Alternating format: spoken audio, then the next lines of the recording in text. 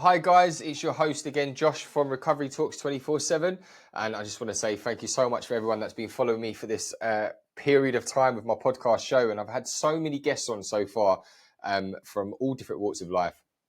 And I've spoken to people that have been in addiction. I've spoken to people that have suffered with mental health. I've spoken to a vast amount of people that have had some form of recovery in their life. Just to let you know that I am sponsored by the company called Money Wellness. Now, Money Wellness, they are a company that support you in your money financial issues, or if you are in debt, I highly, highly suggest that you get in contact with them. The reason why is that they sponsor me is because I got in contact with them about 2 years ago now, and I managed to get myself debt free. I never thought I'd be able to do it, but with the support from Money Wellness, it provided me so much more peace, and it managed me to get debt free. And now I have them as a sponsor. So if you are interested, or if you are struggling, or if you know anyone that's struggling at all, then please do give them a call. You are able to find them on their website at moneywellness.com. If you search them on Google, they are the first search engine on the top there for you. So today marks a very, very special day. Reason why it's a special day for me and for the podcast show is I haven't done a podcast episode for quite a while now. And as you are aware, we are in 2026 and I have a guest with me today and her name is Beth. And how did I meet Beth? Well, I met Beth on TikTok, as I have done on many of my other guests as well. And what really jumped out at me is that she had her content up and she was talking about an addiction that she went through. Now, obviously, I don't want to give too much away, but this addiction that she went through, I think is such an obvious thing that's going on at the moment. And it's a real big thing and a big issue that's going on in our country at the moment. And I can't wait to have Beth explain about her story and share a little bit about what she went through and what she's going on with her life now. And I'm hoping that today somebody is listening at home, somebody's walking to work, or somebody's just sitting there going, do you know what, I'm struggling, and they may be able to get something out of this message today. So all I ask for you today is just to have a listen. And if it is something that you relate to today, or if it is something that you go, do you know what, that speaks volumes to me, then I 100% I'm going to get Beth that will give you her social media platform for you to reach out to her and have a chat with her further about it. So without further ado, Beth, how are you doing? You okay? Hi, yeah, I'm good, thanks. How are you? Yeah, very well, thank you. Beth, so thank you so much for coming on today to be able to share your story of strength and hope. And I always call these stories strength and hope. And I don't really want to talk anymore because your story is so powerful. And I remember when we spoke, we catched up and you shared briefly about what you went through, and I was absolutely blown away. So let's just kind of start from the beginning, as I do Yeah. with everybody in their stories. So when you look back at your childhood, what was going on emotionally for you that people maybe didn't see at the time? I mean, when I growing up, I had a really nice childhood. I joined everything. I was really lucky. It was when I hit high school, it wasn't really as much as what I sort of had in my head that I thought it would be. Yeah. I had really bad buck teeth when I was growing up. They were horrible. And as soon as I hit high school, that was it. I had all the names calling. People picked on me, Bugs Bunny, everything with that. And that just sort of knocked my confidence, and I just couldn't wait to get braces to fix it. But other than that, there wasn't really much that happened like as me emotionally as a child. It was just sort of that. It was when I got older. Yeah. And it's funny because a lot of people, when they start their beginning of their journey, their story, they always say something happened at school. And, it could just be something minute. When we think about it now, it's like it's minute, but it has a massive effect on you when you're a young person. And obviously when you grow up and, go into adulthood. So do you remember the first time you sort of realized mental health wasn't just like a phase, but it was Yeah. something deeper? Yeah, I tried to convince myself for a really, really long time that there was something really wrong with me. For example, I'm bisexual, and navigating that when you're 13, 14 is just wild. I had no idea what to do with that sort of information, so I never told anyone until my late teens. But it had an impact on my mental health, and I just tried to put it at the back of my head for years. And things like this weren't spoken about enough back then when we were in school. I had been picked on by a group of girls a few years older than me, and I got called names. That I was followed by them, and they would wait for me around school just to shout stuff at me. My school did absolutely nothing about it, so I just had to wait for that to stop. I was only 12 when this happened. When I was about 13 and 14, I fell out with literally the majority of my year group, And it was all because they all followed this one popular girl who is toxic, and I can't stand her to this day. She was always like that. Everyone wanted to be like her. And I think it was all because I smoked a fag at the back end of year 7, and I might have done something worse, but I'm pretty sure it was I smoked a cigarette. And I did stupid stuff in school, and I don't regret it, but it really was not worth having the whole year group falling out with you and had no one to talk to. But I only had a few people who still spoke to me, and there was those who didn't follow the crowd, and they are still in my life to this day. But from all of that, I started looking into self harm, and because I overheard someone mention it at school, I thought it would help, so I started doing it, and then I started to self harm for around 4 years. I didn't want to feel how I felt anymore. I didn't like how I looked. I really began to question everything I was doing wrong, and that is when I knew there was something way more. So then this was just a blip. This was something else. Yeah.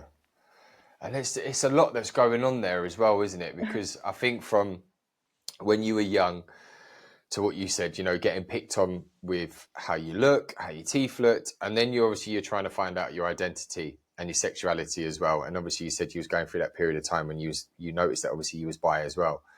Again, this is something quite massive that's going on in schools still to this Yeah, day. yeah, I still feel it's still quite an important subject to speak about that I don't think is spoken about enough, and I don't think there's no, a lot of services out there that do, no.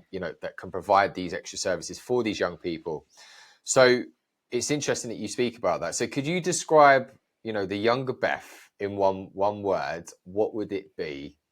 I would probably describe myself as cheeky. I was always smiling, playing with my cousins and my brother because I've got a twin brother, blasting out karaoke songs, making up shows and dance routines. We'd be outside making mud baths, playing pranks, and just having fun. And I'll always be grateful of that childhood, that life that I had. That's what I would describe myself as. Yeah, and that's awesome because you're just being a child, aren't you? Yeah, You've painted this picture, you've gone through these things, and at the end of it all, you're just being a child, but you're not. I think for us as when we were young, you don't realize, do you? You don't actually register in your mind that you're actually going through some form of mental health. no.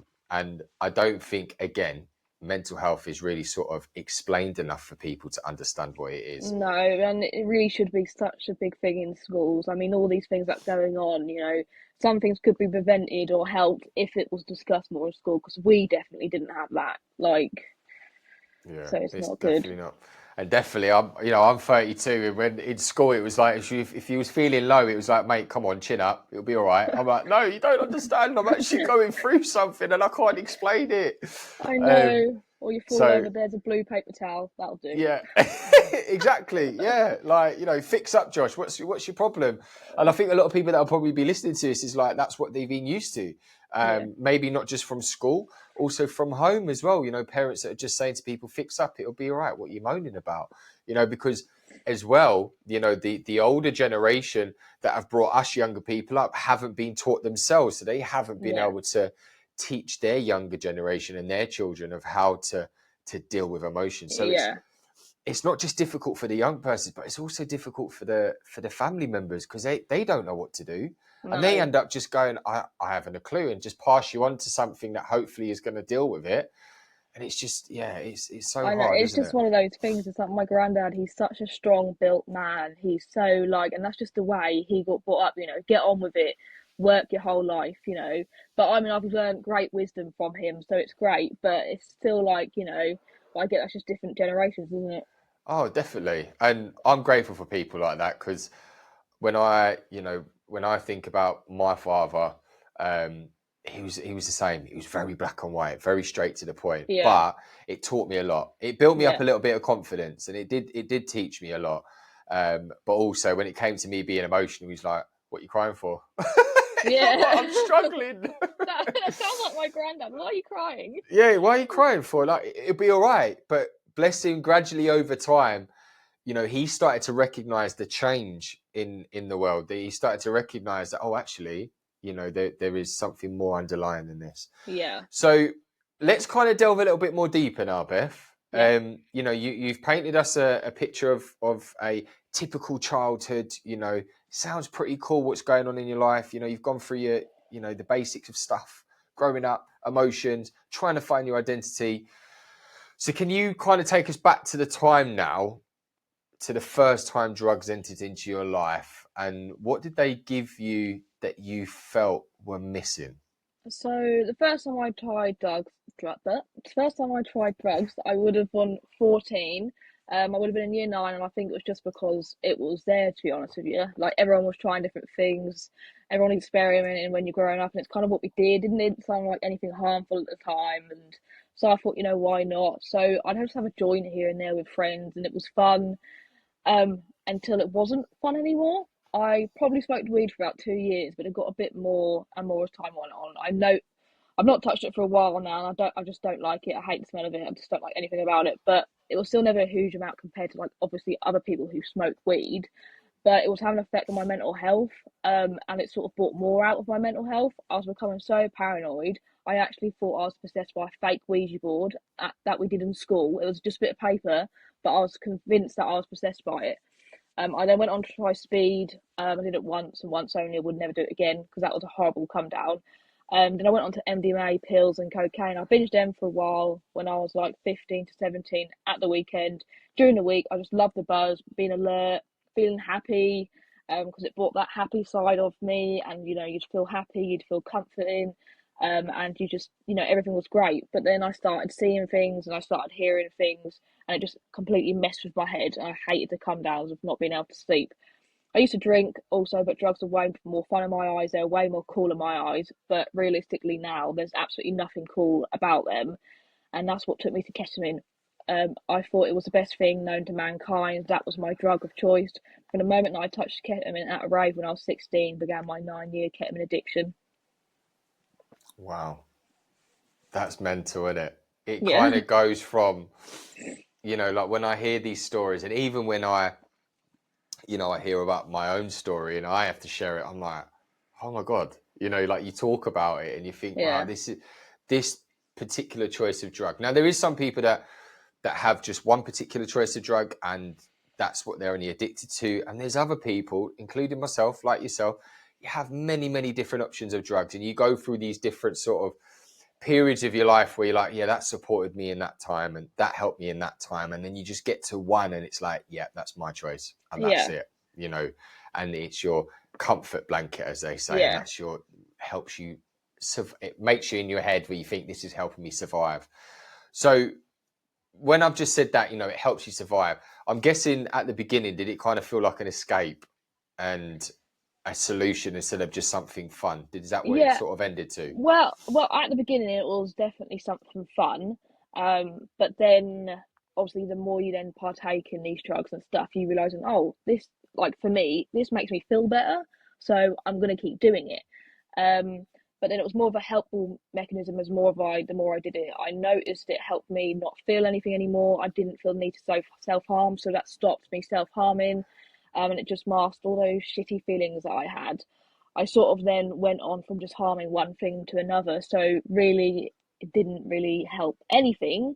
It's actually made my life probably worse, but it definitely was. It just helped everything. I just didn't feel the need to have to feel the way that I did, all from this drug. Yeah.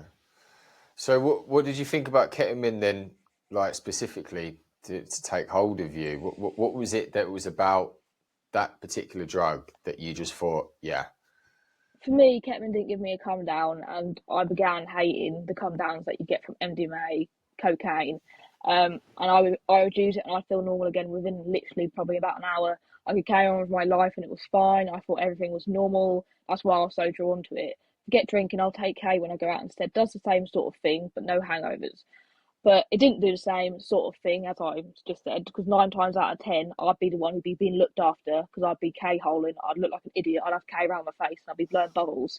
So really, that's because I always took it too far. I'd sniff a lime, which was way more bigger than I should have done because I wanted to get that effect. And the more I chased it, the more I had to keep doing bigger. But I'd be the one being looked after. So it didn't, make much sense. But ketamine, I just absolutely loved it. It just didn't, I could get up and go to work the next day. I could get up and go to college, whatever it was I was doing throughout this time. I could just get up and I'd be fine, or I could do it, and within an hour, you wouldn't even know I'd taken the drugs. So that's what kept me so drawn to it because I could hide it for so long. yeah. It's mental because when I've spoken to a few people now, and you're probably aware as well.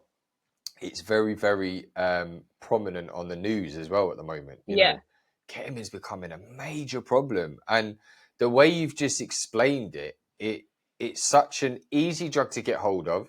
It's yeah, such an easy drug to get through your day with. It's not like you said. There was no come down with it, and you realize and you adapted it in your life where you could just take it every day, and it just became part of you. yeah, Because when you think of all these other drugs, you come with these horrible come downs. You look like really rough, but this yeah, sort of one, it's kind of like it.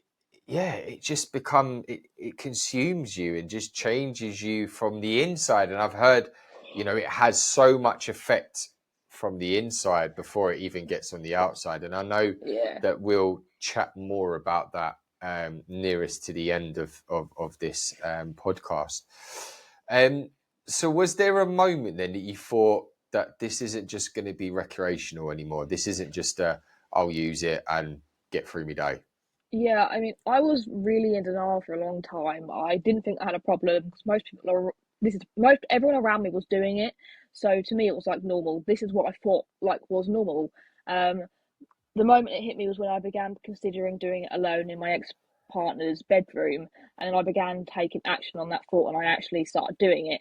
It was a slippery slope from there. It wasn't just me; it was my ex.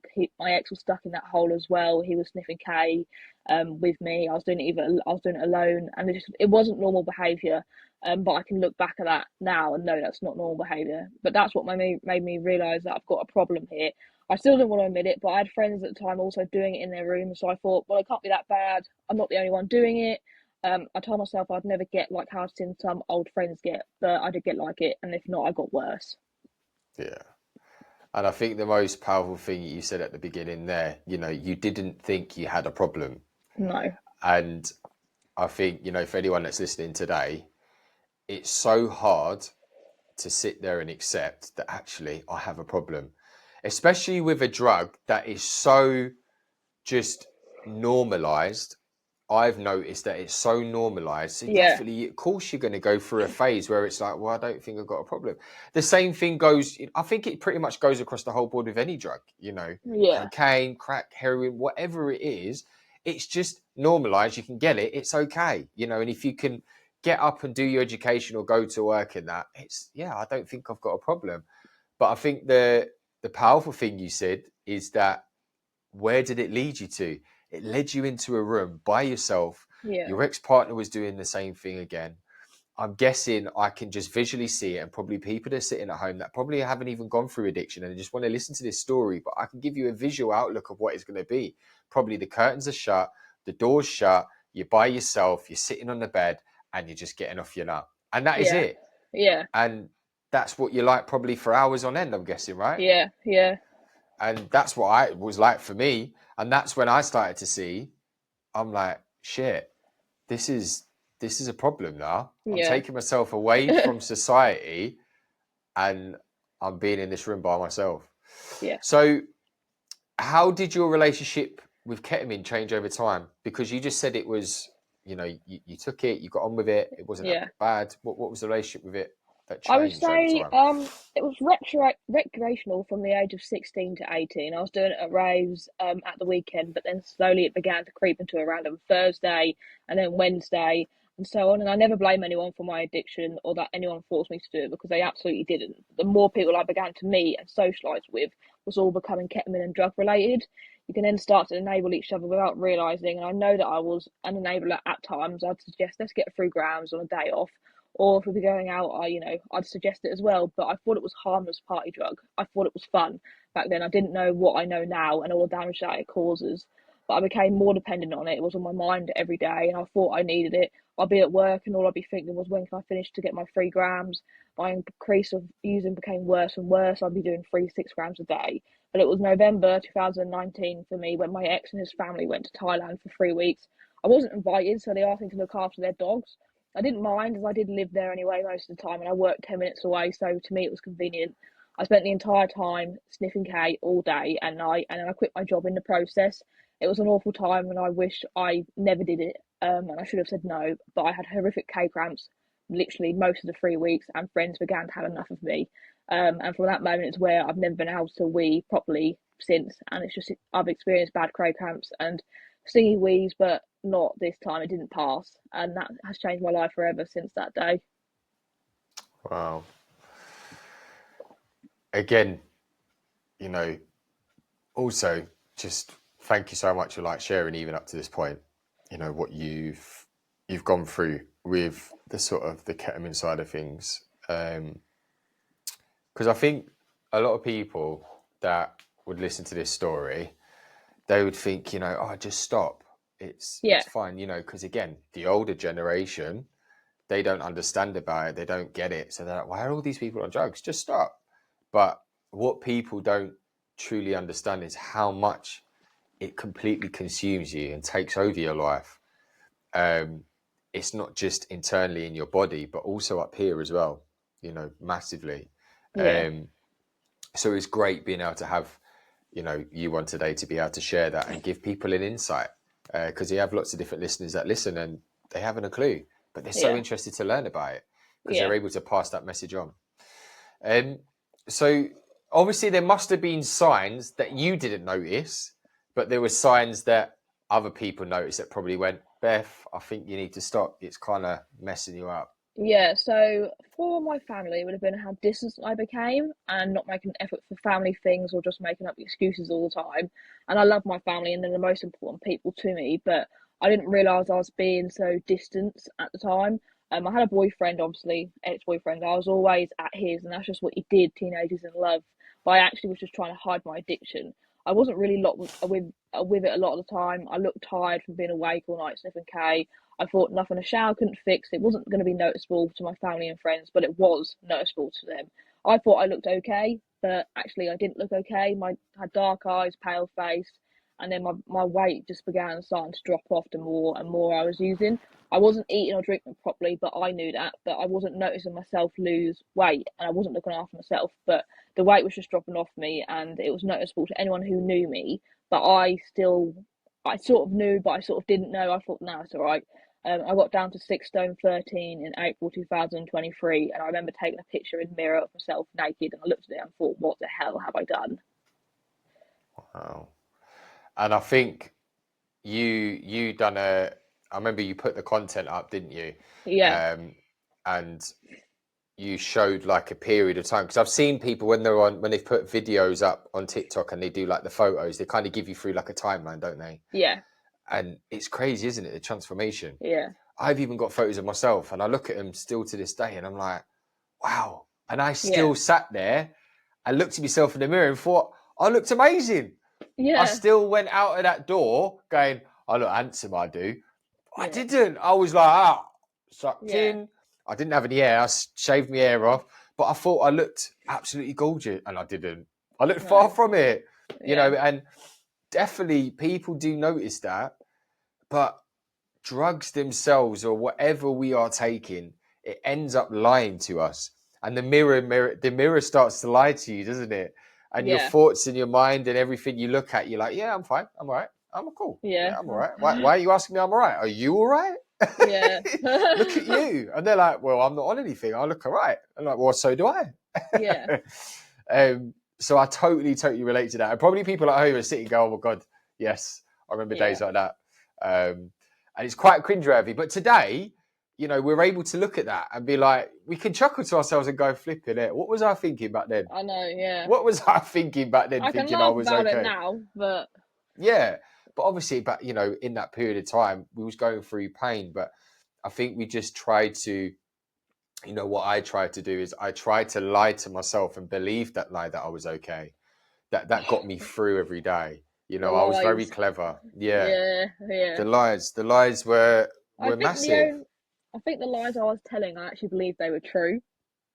Like, I actually believed they were true, and I think I said so many lies in such a period of time. I don't even know what was true. I have no idea. No. You start believing your own lies, and then people are just looking at you going, okay, yeah. Yeah. And I'm like, no, I swear, honest, Yeah. this is what happened. And they're like, okay, Josh, yeah, okay, You keep saying that to yourself. I'm like, what? And then I'll start getting angry and I'll start getting upset going, you don't believe me. Yeah. And then I'll start like blaming everyone else around me. But then I'm not looking at myself and thinking, no, No, Josh, you it's need to you. sort yourself out. It's Yeah. me. You know that famous thing where, your mum or your dad or whoever used to teach you, but they'll go, when you put one finger at somebody and there's three pointing straight back at you. That's what I used Yeah. to do all the time. I could Yeah. never look at myself in that manner to think that I was in the wrong. I was Yeah. always wanting to protect Josh, and whatever Josh could get, I would take, and that's Yeah. it. Do you know what I mean? But I would never want people to know that I'm this bad person. That's a horrible liar. Yeah. It pretty much was like a full-time job for me. I had to wake up every morning going, right, what am I going to say today for people to believe me? Honestly, I think, I don't know what even like stories I've come out with and stuff. I'd never dream of lying now, ever. Mm-hmm. But it's just like the things I'd say to my mum just to get money, like it would be, and I'd fake emails or something just to prove that I've used that money for this. Like, it's just mad now I think about it.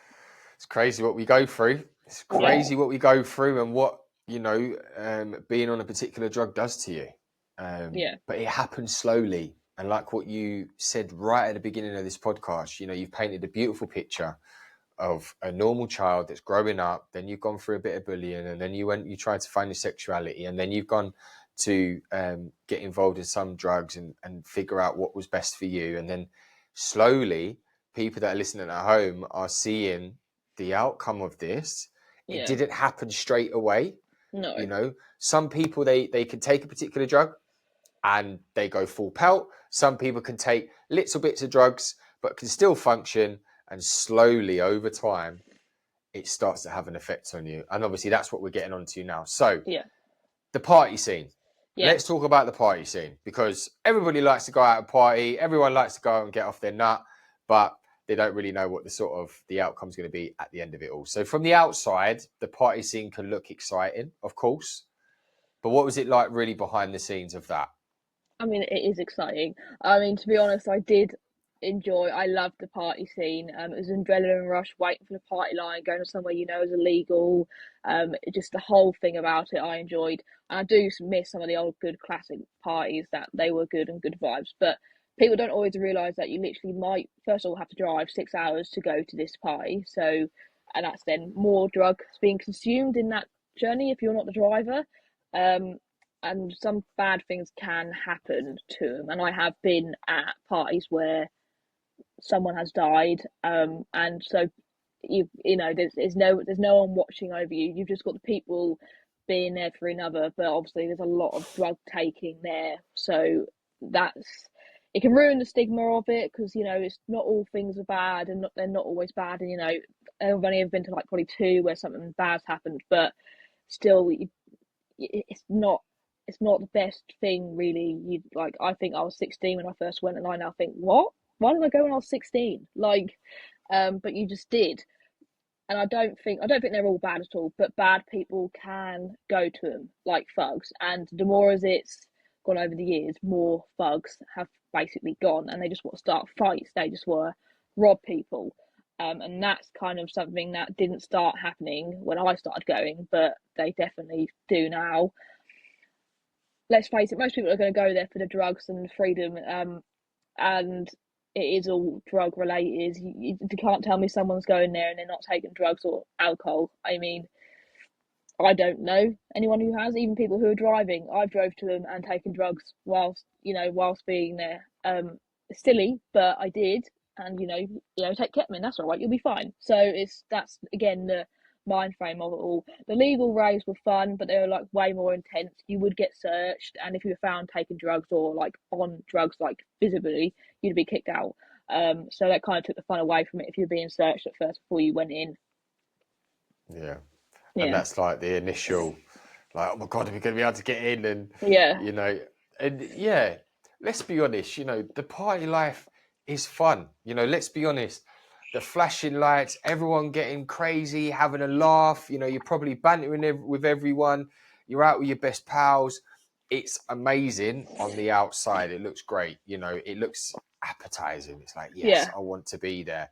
who doesn't want to go to a nice club with some banging music and there's people enjoying themselves, and there's drugs involved? Yeah, Yeah, let's go there. But obviously the fun, kind of like you said, you brought us back to that picture of, it's then the end of the night, you're in your room by yourself, whoever you're with, if you're by yourself, ex-partner yeah, or whatever, and it just brings you to that place of just being alone, and it completely consumes you again. yeah, And I think that's what I want, and I'm sure you do as well, people that are listening as well, to really understand that. That, yeah, we're talking about this and we're being real. Yes, it's fun. Yes, it's you can have some great memories of doing some stuff, but the end result of all of Uh, this yeah. Especially if takes you you to are an yourself. addict. So if I get people who use drugs and sociable, and they'll go out, they'll take drugs, and that's will stay out on their night out. But if you're an addict and you take this substance, after this event, whatever you're at, after it finishes, you are more than likely going to be looking for something to go to after. Or if you've not, like how I would, I'd save myself K from the night, and then I'd do it when I got home, and I'll probably be looking more forward to doing that than I would be to actually being out. Yeah, exactly. And it's so easy to hide the addiction in the nightlife, Yeah, 100%, because obviously when you're around people, it's socially acceptable and you can kind of blend in with everyone to not look like you're this addict. yeah, So let's move on now to the sort of like the nitty gritty stuff. And because I know this is quite hard for some people, like talking about trauma and its impact that it's had on your life. But I think it's really important to kind of hear, we've gone through a timeline now, and, we've had a giggle, we've had a laugh, but let's really get down to like the nitty gritty bit. So you've mentioned experiencing trauma. How did that shape your drug use? So I've been through things which nobody should have to go through. I've always struggled with depression, anxiety, and OCD, so that's always had a huge impact of my drug use. I think sort of I lost friends in a car accident when I was 17. It's always held a strong place in my heart. Everybody who knew them was hurt by it. It was like such a tragic event to happen. Nobody deserves to die that young. No parent deserves to bury their child. Two of those friends were from my friendship group at the time, and it hurt so much that they just weren't in there. And it's always played on my mind, and I know the how it happened and everything. So it's not it was just horrible. And it definitely, but I became more distant to them old friends. I wish I never did, but I did. After about a year, I took myself away from it. When I went out, on my when I was sorry, I was drinking, but not a lot. When I turned 18, I went to nightclubs, and it was horrible. I was drinking and I had taken K as well. I wasn't drinking a lot, but I did a small line, and shortly after that, I started to feel really weird, so I threw it down the toilet. But not long after that, I came round. I was in a flat or an apartment on a bed with no shoes on. My dress was raised, and a man came in. He wasn't English. I was trying to leave, and I don't know how I got there. I don't remember anything other than coming around on this bed. To this day, I have no idea what happened. I don't know if I was spiked or if it was just a mixture between the K and the drink. Sorry. Um, and I remember I managed to escape the flat barefoot, crying, and a split, bruised lip. I got help from the police, but nothing ever came from it, and it's stuck with me ever since. I had a boyfriend of 4 years, so I loved with every inch of my body. I really thought we were going to be together forever, but it wasn't the case. It was very much young love, and we were happy in some parts, but it became so toxic. We began using K together, and a lot of it controlled our relationship completely towards the end, and we became people who we just weren't at all. I should have left 2 years in, but I didn't. It was just a convenient for both of us to stay together.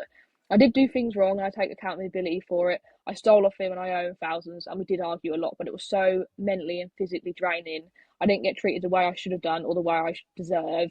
I was cheated on more than once, and that itself, it shouldn't be forgiven. And I've never got in a proper relationship since then because I just can't go through the heartache and the pain and everything that's happened in my life. I struggle to forget, so I'm always trying to deal with it in the wrong way instead of doing it the right way.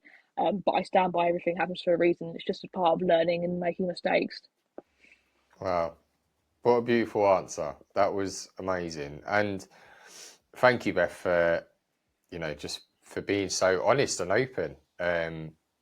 Because from what's happened at the beginning of that story, that what you was just sharing, then you're probably not the first, and you'll never be the last. With so many No. other women that have probably gone through that, and for you to just kind of mention that today. So yeah, getting back to what I was saying about what you mentioned then, to be able to have the courage to share that is massive. And there's probably somebody that's sitting at home that's listened to that and has just kind of gone, wow, she gets me, Yeah. or I went through that. And you don't realize all of these things, especially when you're stuck in addiction, because I'm guessing when all of this happened, with all the drugs that with the ketamine that you was taking, I'm guessing it became a way of just surviving Yeah. rather than I, coping. I 100% use drugs just to survive on a daily basis, especially when I began having problems with my bladder and my kidneys. It doesn't make sense to some people, but the pain you experience from long-term damage caused by ketamine is honestly unreal. It is next level pain. It is literally the only thing that numbs the pain. No amount of painkillers can help. It's excruciating to go through. So I'd be hunched over in a ball on the bed or the floor, rolling around, just waiting for the pain to stop. If I wasn't doing that, I was sat on the toilet screaming, trying to push wee out. It was a coping mechanism as well. I didn't want to feel the way I did. I didn't want to think the way I did, but my head just felt like it was going to explode or it was going 100 miles per hour all the time. And I just felt like I had to take this drug every day just to get through. Yeah. So what do you want people to understand then about the link between trauma and addiction? I definitely believe if you fall into addiction, there is always trauma linked to it. You can't cope with your own head and the thoughts, and that can just help you not think about it. Everyone I've spoken to or I've met have all got their own story, followed by their own demons. They have their own struggles, and they're trying to deal with no matter how big or small it is. So, if anyone wants to judge an addict, be mindful of what you say. There's always trauma and story linked behind it. Yeah. And you are right, because trauma, it's a big thing. Again, you speak about trauma to the older generation and they're just like, you know. Yeah, But everyone's trauma is different, isn't it? It could be something minute to you, but it could be massive to me because I'm going through it. And I yeah, think that's what I really want people to understand, and really not feel like that, I don't think I'm going through that much of a bad experience, but it's still no, painful. It's yeah, okay. Do you know what I mean? Your trauma is your trauma, and everyone has different versions, and whatever it is, there is opportunities and places that you are able to go to get that support and that help. And also you've got great people that are around you as well, especially when you're coming in to recovery and doing the recovery stuff. You get to make new friends on your journey as well, yeah, that get you and understand you. And I think yeah, that's the most brilliant thing that helped me get through my trauma, is surrounding myself around people that I never would have hanged around with, by the yeah, way, back in the yeah, day, ever. I would have been like, mate, back in the day, you would not have been my pal. Do you know what I mean? yeah, I had a different set of friends. But today, I have so many different people from all different walks of life, all different backgrounds, who are really, really great, close friends to me, because they get me. They yeah. understand and they go, Josh, do you know what? Yeah, I went through that, but this is how I got through it. Yeah, I've only got a Um, handful of friends, but they do genuinely get me as a person, and yeah, some of them experience the same things that I've experienced. So I wouldn't change exactly. it for a world. Have 5 small friends better than having 50 fake friends, as I say. Exactly. And they're for life, yeah, Yeah. that small group of friends. So obviously with addiction, I know it happened to me. We like to escape. Yes. We like to do a runner. Josh has gone again. Way, and he's run off, and I've moved up north, and then I've moved back down south, then I've moved to a different country, and I'm guessing that's what happened to you. So what were you hoping for would change when you was running? Where did you Um, go? What was your locations? I right, so I mean, I was hoping something would magically just fix me, a magic wand come around and sort my answers out. And being in different locations give you distractions, but it doesn't actually fix anything. The first time I went to Wales, I went there for 8 weeks. I'm in 2021, and it definitely did work when I was there. I was enjoying myself, and I got sober for that 8 week period. But silly old me went straight back to my partner, who I had hardly heard from, bearing in mind when I was away. And I picked up on the way home from his So it all made sense. So I did all that for nothing. So it was a waste of time, really. I then went back the following year in 2022 and I went for 6 months. And I honestly made memories that I will cherish forever. So I'm grateful for that. But I also made memories which I am not thankful of. My partner broke up with me of 4 years, about a week of me being into Wales. It was very cowardly of him. I gave him the option literally before I left and said, look, I know we're not happy, and it was toxic for both of us. I'm going to go away for a while, probably break up. But he said, no, I'll wait for you and I'll be here. And then a week in, he broke up with me. So this was me 6 hours away from family and friends, heartbroken, on my own. I found it so hard to cope with. I cried for months, but I got through it in the end. And I learned a lot about myself as well on that journey. And it was all going well until I met a K dealer from a part of Wales, and from that moment I was doing K again. And I also lost my license towards the end of it as I did a hit and run. And just some bad things happened to me in Wales, which just should have never happened. And I come home to a new house that wasn't fully set up inside, and my mum was going through a separation from my dad as he had an affair. So everything was just in the air, really. My problems became so much bigger and bigger, and ketamine was the only thing that took that away. So the year after, I thought, why not go to Napa for a season, which at the time sounded like an absolute great idea. But before going away, I was using so much K as I could. I was telling myself, fresh up when I go away, so let's use as much as I can now before I go. So I was at my lowest weight and my bladder was even worse, but I did cope and I went away because I thought it will fix it. But it doesn't. Sitting on a pool for 3 months sounds all good and glory, but that's not the case. I went away and I had the best experience and I met friends for life. So I am grateful for that. But I did it all ketamine free. But I was drinking the whole duration. And I came home a month early. I didn't have enough money. I got beat up by a group of people, and that's when I thought this is my cue to leave. And I came home a new person, tanned, put a stone and a half on. I was brighter, but probably that lasted about a month, and then I relapsed again. Crazy, isn't it? Yeah, Even when you're probably hearing yourself explain that. And again, people that are sitting at home, no matter where you run to, yeah, if you do not deal with it, if you do not face it head on and go, right, I need to work on myself. Because what we tend to do as addicts is we tend to go, do you know what? This area's not that good. So I'm just going to move up to a different area and it shouldn't be a problem. But yeah, what we're not thinking and realizing is that we're not actually working on ourselves. We're just taking ourselves out of a situation to put us in a different area. But no matter where you go, yeah, it's always going to be following you, no yeah, matter what. And I relate to that so much, Beth, honestly, yeah, relate to it so much. I've pretty much traveled up and down the UK.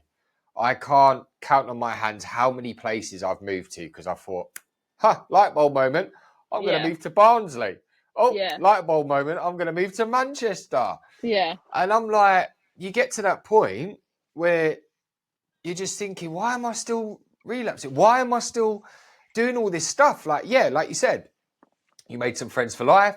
That you had that small period of time in your life where there was some things that were going on good, yeah, but the addiction and everything else started creeping back in again. And like you said, yeah. you was kept free for that period of time. But what did you get onto?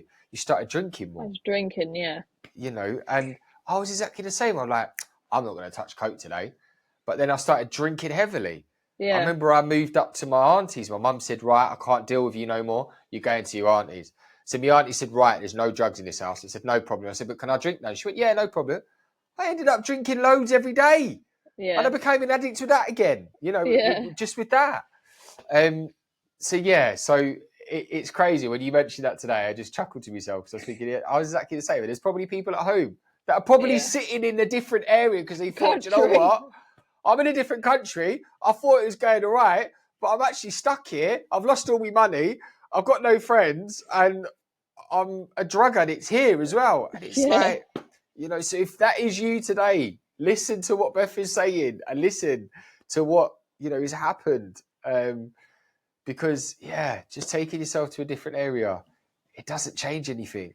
no. So, what did those experiences then teach you about running away versus facing things head on? Well, it definitely taught me a lot about myself. I got to learn so much more and I became a whole different person. But it definitely taught me not to run away because, like you said, everything literally will follow you. From facing things head on on now has given me such more of a purpose. I know what I'm fighting for, and I'm not in just survival mode. I know I want to full blown make the best of my life and live the best to my full potential, and that's kind of what it's taught me, really. Yeah. So obviously you've run away. You've tried to go to Ayia Napa, like you said, beach. Loads of people party. Like, I can have a picture in my head with it, music pumping, everyone go, way. You've gone to that place, seems amazing, but then you realise, okay, I need to work on myself. Yeah.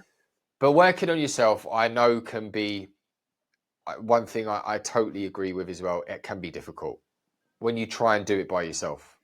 Now, why I say this, because I've tried to do it by myself in my own strength, and I had to just kind of put my hand up and go, I can't do this by myself anymore.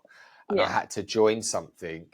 I had to get supported by, an organization, and that's okay. And I'm guessing for yourself, the reason why I'm saying this, because Yeah. we spoke about it previously, you joined an organization, Yeah. which are called CGL.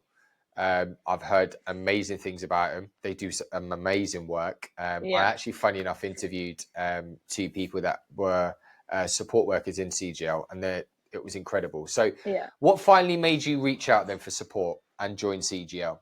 But I just in kept the support in general, what made you reach out to that? I kept going to the doctors regarding my pain and my problems from Kay, and I spoke about the impact it had on my mental health. Like, I literally just wanted to physically die at times. I didn't want to be this person anymore. It was destroying my life. And it was just seeing it hurt my mum the way it did. I knew I had to do something. I couldn't keep standing around waiting for a magic wand to appear and fix me. From that, they suggested things like well-being and CGL. Well-being were useless. They said my case was far too complex, so I had to try CGL. And I wanted to go, and I knew that if anyone could help me, it would be them, and it is the best thing that I ever did. Yeah. And would you say, was it easy or was it uncomfortable for asking for help? Initially, for me, it was easy for me to ask for help because it was pretty clear to everyone around me that I wasn't well and I needed help because I wasn't able to do this on my own anymore because I'd tried. Once I got past the in denial stage and accepted what was going on, the first thing to do was to reach out to my parents and ask for help. But it was never easy trying to explain how I felt daily and what was going on with my body. I was embarrassed and disappointed that I got to this. But the more I reached out for help and to different people and doctors, it became so much easier to talk about, and not being okay is okay and needing help is okay. Yeah. And that's so important, isn't it, to know that needing help is okay. Yeah. It's still a thing that a lot of people struggle with. It's, again, going back to the older generation. It was like, you would dare even say that you're going through something personal. It was Yeah. like, keep it to yourself. But it's still a struggle today. It's Yeah. still a struggle that people go through today. Thinking, oh, I'm going through this, but I don't want to. I Yeah. don't want to put anyone else down. No, it's okay. It's okay to just say, do you know what? I'm struggling here. It doesn't make you a weak person. It makes you so much more of a stronger person. And it's so attractive when people do that. People don't Yeah. understand. Like, it's such an attractive thing as well to Yeah. just be open and honest and go, no, I'm struggling. I know. It's it gives you a sense of freedom, a Yeah. And freedom that I was searching for so long for as well. I value that person more as a person for just being open and just be, there's really nothing wrong about it. Like, people need to speak more and be there for each other more. Like, it's just how it is. Yeah, definitely. So with the support that you helped, what was the most important thing that, like, CGL helped you understand about yourself? CGL's really taught me how to be kind to myself, to love myself, and believe in myself, and that you can do it. There's an old version of yourself out there that is not coming back, and you're creating a new, better person. Reflection, self worth, mindfulness, positive self talk, all these things have helped me on my recovery, and it's just to learn about myself, talk to people about my addiction with no judgment. It's like ripping off a plaster and being free from it all. I've learned that I'm not wired wrong, I'm not weird, I'm just human like everyone else is, and that everyone else goes through different things and deals with them differently. I mean, let's face it, if anyone really is normal, that's just being boring, isn't it? Definitely, 100%. We've had a crazy lifestyle, and we could all write an amazing book. Do you know what I mean? I Because we know. do. We have crazy lifestyles, and I've done some messed up stuff, but it's brought me to where I am today. It's brought you to where you are today, Beth. It's brought whoever is listening to where they are. Um, it's all part of learning in our life, in our journeys, and every single one of us are on our own certain particular journeys. But these journeys are amazing, because when you're on that path and you make that decision to go, do you know what, I can't do this anymore, like you said, surrendering, putting your hands up, going, waving the white flag, Yeah. I can't do this anymore by myself. I can admit that it's okay to say I'm not okay. Yeah. And that you're prepared to learn about yourself, and Yeah. you reaching out and getting the support from CGL. I would So, recommend anyone do it. Anybody yeah, reach out. Anyone reach out to any of your local charities, honestly. yeah, definitely. Make sure you listen, guys. Make sure you do it. It will change your life. And we're not just saying it because, you know, we're getting paid big bucks. We're doing it and we're saying it for free. Just Yeah. go. You know what I mean? Like, this stuff that we're giving you out today, it doesn't cost a penny.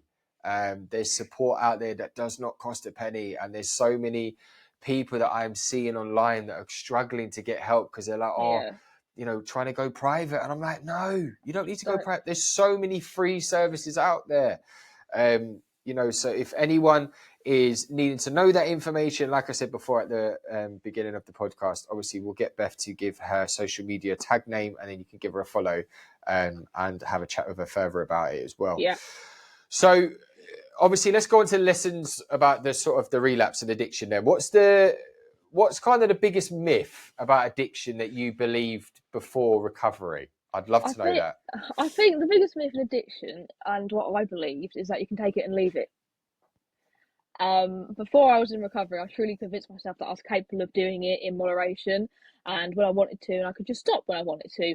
That was absolutely never ever the case. I could absolutely not do that. I can never touch K again, even if it was a little amount, because it will leave me to daily use. I've tried it; it's happened. And every time in the past when I got sober, I'd convince myself, yeah, I'm doing all right now. I can do it. And full blown relapse. And that's what I've learnt now. But that is definitely the biggest myth that I thought. Love that myth. I was exactly the same. And there's probably someone sitting at home going, oh my God, I've done that so many times. You know, Yeah. I've had friends that have done it on multiple occasions and they just couldn't get it. They just was like, yeah, but Josh, you know, there's loads of people I know that can work and they use, and I'm like, yeah, but that's fine. Yeah. But I guarantee you that will only be, they might be able to get through it for another year or 2 years, but their time will come where it will just all go tits up and something will happen. Do you know what I Yes. mean? And they Yeah. will hit rock bottom. They will hit that brick wall where they're like, oh my God, I'm an addict. Do you Yeah. know what I mean? Everybody's life's different, but it's not worth it. It really No. ain't worth it. And let's be real and let's be honest. I've had many of friends that have gone back out there and have never come back. No. And they're no longer here anymore. Yeah. You know, because they thought, I can still do it. And that is the reality of addiction. That is the rawness of addiction, that people believe that they can just do it one more time because it's okay and they can deal with it and they can cope with it, but really they can't. No. Your body and your head can only take so much. There's only so much you can Exactly. take as a person, and sometimes that will just, and that's it. You won't wake up again. So it's Yeah, like but that is the truth of it. That is what addiction can lead you to. definitely. And it's a hard pill to swallow, but it's the truth. You know, that's the rawness of addiction. You know, you may be, if you're listening, only starting off now and you're thinking, well, I don't feel like I've got a problem. Listen, I'll be honest to you. You know, you've listened to Beth's story today and you heard her story and it started off nice. You know, it started off with just the basics and going through stuff. But then gradually, as we've heard this story, it's getting worse and worse, you know. But Yeah. obviously you're getting help now and you're in the Yeah. position now. But I don't think we both would want to ever wish this on our worst enemy of what we've gone I through. say it all the time. I would not wish it upon my worst enemy. The pain I've gone through, just everything that I've gone through, I wouldn't want anyone. So, like, I mean, anything I say, if I can help anyone, that's all I'm here for. I just, I wouldn't want anyone to go through it, and it is the harsh truth. And I could have died if I carried on doing what I was doing. I wouldn't have made it to the end of this year, and that's a fact. So, And the most beautiful thing is that you can recognize that today, and I'm able to recognize things that today, and some people that I know, you know, and people that are listening now, are able to recognize that today, because before we were in so much denial, before we were so consumed with drugs that we never had that feeling. We never understood that feeling. We ignored that feeling. But today, we've got these feelings and these emotions. Yes, they're painful now. Yes, we go through these emotions where it's uncomfortable, but we can understand them a bit more. And we can understand, actually, you know what, if I carry on doing this, or if I do this wrong, you know, we have understandings with things now. Which I'm so lucky to have. Do I like the feelings and emotions? Of course I don't. I hate them with a passion. I don't like them at all. So getting on to life in recovery now, you know, let's go on to the bright side of life, you know, life in recovery now. And how would you describe your life now compared to your life in addiction? My life has just done a complete U-turn, honestly, compared to how it was in addiction. In addiction, I wasn't thinking about anyone else, or if I hurt them, or who I'd lied to just to get money out of, or a question I didn't want to answer. But I'm so mindful, I'm so grateful, and I appreciate all the little things in life and the people who have stuck by me. I'm just happy to be alive and living my life instead of depressed and hating it. I'm building broken trust, I'm building back relationships that at some point didn't look like they could ever be fixed. My life now is just like a star that continues to get brighter. Love that. Love it. That's amazing.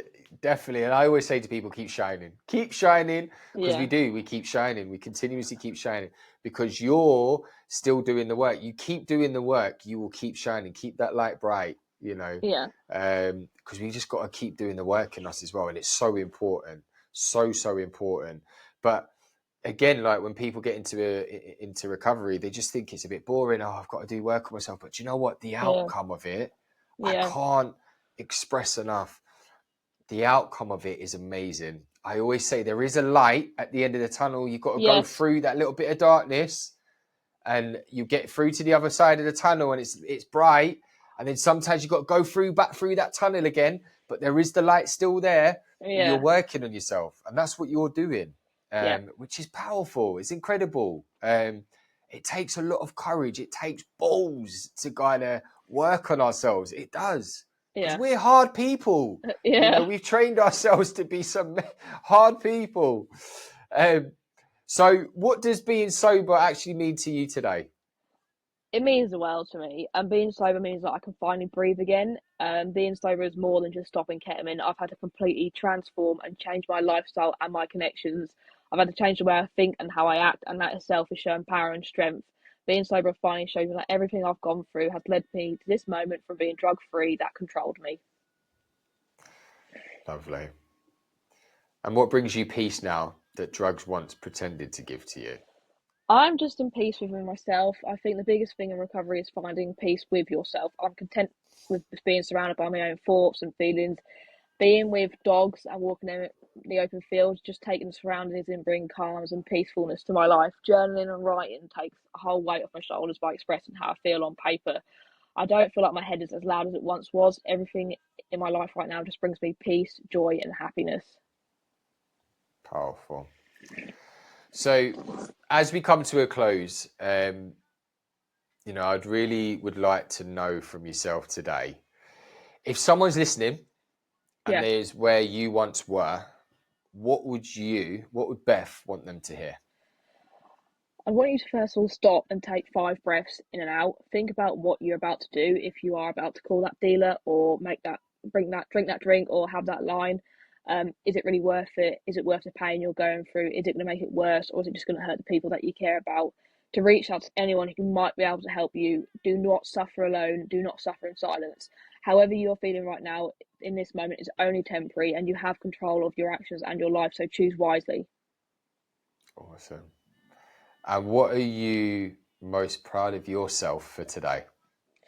I'm genuinely just so proud of forgetting where I am today, because there was once a time where I truly believed that this addiction was going to kill me and I would not even make it to 30. The fight I had to find in myself to push that bit harder, I did not know the strength that I had in me, and I thought I was weak, but I've proved myself that I'm not. I am proud of myself for simply getting up every day and pushing myself even when there are days I don't want to. And that might seem like an easy task for most people, but for me, it used to be impossible. Everything is a work in progress, and I've still got things that I'm going to work on. But for now, I know that I'm not going to stop until I reach my goals. Woo! Love that. And who is Beth now without addiction in the picture? well, my head feels clearer. I take accountability and action for how I'm feeling. I deal with it in the right ways with good coping mechanisms. I feel free, alive, strong, and ready to start living the way that I should and the way that I want to. I'm a better person to be around. I'm happy to be around. You can see the colour in my cheeks again. The smile is real instead of it's just being forced. I wake up every day and I'm grateful to be alive and given the second chance of life. And I can finally say that I'm seeing light at the end of the tunnel. Everything is so much brighter, and I feel like a weight has been lifted off my shoulders. Amazing, Beth. Do you know what? That is just phenomenal. You know, them last three things that you was talking about there, just saying you are able to sit here today and not be cringed out and say, this is who I am today. Yeah. This is who I want to be in the future. But you're doing work in yourself today and admitting that, do you know what? I'm doing things in myself today. I'm learning about myself. I know there's going to be times that are going to be hard, but I'm loving it. And that's amazing that you're able to admit that today. And I just want to say, and, you know, a round of applause to yourself. And I know there's people that's going to be sitting at home listening to this going, wow, that was incredible. You know, thank you so much for sharing your story of strength and hope, because that literally was a story from strength and hope from beginning to end. And I know there's probably going to be people sitting at home going, that was incredible. So thank you so much, and make sure you do keep shining, and make sure you share this message out to so many people, because your story, I always say this to people, is literally a light to other people's lives. I'm telling you now, and may it long continue for yourself, and may it be a blessing to so many other women as well, you know, women and men that are going through exactly what you went through. So may your journey be a long continue of success and freedom. And I can't wait to hear in the months and years to come of where you are in the future. So Beth, once again, thank you so much. Now, before I end, Beth, I know probably people are going, how do I reach out to this woman? She's amazing. I want to speak to her. She's like exactly the same story as me. Where can they reach you? What's your TikTok username? So my TikTok is Beth Amy Seaman. It's spelled as Seaman. If anyone gets confused on the Seaman, and you can find me on there. I post videos occasionally about things, and yeah, drop me a message. Awesome, Beth. Beth, once again, thank you so much for coming on and sharing your story. And also just want to thank everyone that's been listening today. Thank you for coming on and listening to this podcast. And I hope you have managed to get something from this episode today. And if there is anything that you are struggling with at all, if you do want to reach out, please do reach out to Beth. Or if you want to reach out to myself, you can do. I'm also on TikTok, on Recovery Talks 24/7. I'll be more than happy to have a chat with you, or I'll kind of point you in the right direction if I don't know anything. And also, don't forget, if you are struggling with anything with your debt at all, then please do reach out to Money Wellness, because they are fantastic. So yeah, thank you so much, Beth. You take care. Yeah, you too. Bye. Cheers.